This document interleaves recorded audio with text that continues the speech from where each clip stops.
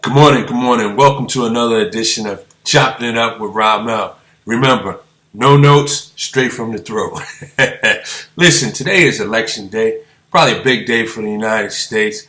So I do urge the viewers, listeners, friends, family out there, go ahead and exercise your right to vote. It is your civic duty. More importantly, you'll find that when you get to the polls, although the focus will be on the presidential race, but you'll find that there's other reasons to vote out there, whether it's for your local state senate, maybe local councilman, or just your state trying to pass a legislature or amendment. So it's more than just the presidential race. So go out there, cast your vote, and good luck to your choices out there. But back to the matter on hand, which is sports today. Last night, Russell Wilson at Seattle Seahawks and the Buffalo Bills played a game last night. I thought it would be smash mouth football, low scoring game. But to my surprise, it was pretty high scoring for those two type teams. You know, my question is this: as Seattle was victorious and they get a little separation in their division, and Buffalo now becomes a little bit more challenged to make the playoffs and fight for a wild card. My question is this: where do you rank Russell Wilson? Is he one of the most underrated quarterbacks in the game? Is his name mentioned when we talk about top 5 quarterbacks in the league?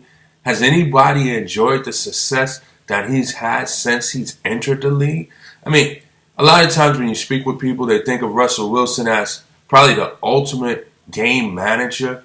But here's a guy that is primarily a quarterback, but he can be a dual threat. You know, it's just that he's not one of those dual threat quarterbacks that just ultimately calls his number and runs with the ball. He's a wise runner, and when he does run with the ball, he usually runs with success. He easily gets first downs. He picks and chooses his spots to run, but he gets the job done. I mean, last night I think he was somewhere around 22 for 26, 22 for 27. Very efficient with the ball. I think he had a QBR of a 98, 97 last night.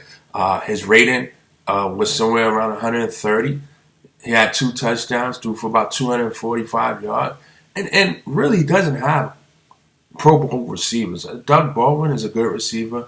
Yeah, Graham, the tight end, he's a good tight end, but his better days was clearly with New Orleans.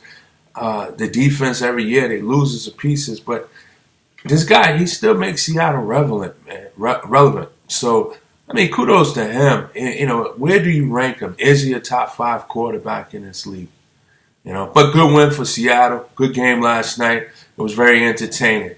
A little controversy at the end of the first half, but not a deal breaker or a game breaker.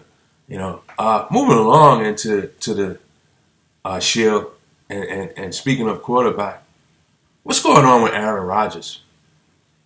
Is Aaron Rodgers overrated? Me personally, I think so. I also think it's time for Mike McCarthy to go. Not that he's a bad coach or anything like that. I just think it's time to move on. You know, both of them is living off that Super Bowl win.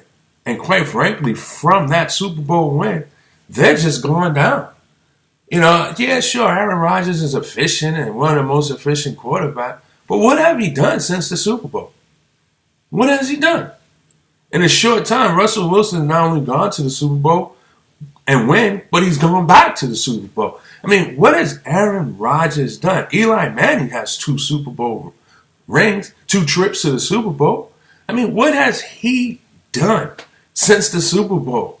I don't know. I'm not saying he's a bad quarterback or anything like that, but I like to know what is going on in Green Bay. Green Bay is always a favorite to win the division, always a favorite to win it all. And right now, they're looking like they're out of favor. And continuing with quarterback, Cam Newton. Cam Newton, I'd be remiss not to bring up Cam Newton. Does the league have anything against Cam Newton? Yeah, he's flamboyant. Yeah, he's this. Yeah, he's that. But he also was the face of the NFL. He also was 15-1. He's also a superstar. He's also a player that fans come out to see, whether it's at home or on the road. How come he can't get a call in his favor? This guy takes more hits. Yeah, they say he's a runner, but even in the pocket, they're coming at him, hitting him in the helmet to helmet. I mean, What's going on here? Why can't he get a call? I'm not going to say he's on a level of Brady or anything like that. Brady's missed 4 games and has gotten more calls or favorable calls towards him than Cam Newton has got all season. And he's only played 4 games to the 8 games that Cam has played. What's going on here? I like to know. I've seen the replays. I've seen the highlights. These guys are hitting him helmet to helmet. They're coming at him a little bit different than they come at most quarterbacks. Yeah, so he got a little mouse. Yeah, he's flashy, whatever. Hey, that's part of the game, man. This is the NFL. It's not the no fun league, man. This is the National Football League. Guys should have a little bit of fun. If we look at players or athletes, professional athletes, as they just take it as a business, we'd be all up, down on them and up in arms. This guy's having fun. Let him have fun. Let him enjoy it. That's a passion. Let them be kids out there. But also, you got to call the game. If they're hitting them, you got to call it. You got to call it. And moving on to the association. It was a quiet night last night. Steph Curry looks like he's back in form. He puts up 46 points against the Pelicans. But more importantly, he sets the NBA record with 13 3-pointers in a game. 13 3-pointers in a game. Wow. 13 3-pointers. Unbelievable. So it looks like he's marching on to to the drum of his own beat. Good to see Klay Thompson with 24 points. Kevin Durant with 22 points as they cruise past the Pelicans, which is really becoming a sad situation in the NBA. But today I'm not going to hold you guys up. I'll come back to you tomorrow with power rankings and so forth for the NBA and the NFL. But I just wanted to touch bases on a few things. Again, exercise your your right to vote. And just keep in mind what I was talking about with Cam Newton and Aaron Rodgers. I mean, these are 2 high-profile quarterbacks out there, and they just seem like one is going in the opposite direction, and the other one just seems like getting treated unfairly. It's something to think about. I do think it's time for Mike McCarthy to go, but we'll see what happens. A couple of big games coming up this week in the NFL. We'll talk about that later in the week. But a little quiet night in sports yesterday. But we'll talk about things in the week, in the days to come. Keep in mind that winter meetings in baseball will be coming upon us with free agency, possible trades. Some big names hitting the free agency market. Jose Bautista, Cespedes. That's just 2 to name. Dante Fowler for the World Series champion Chicago Cubs. Oh, man, go figure.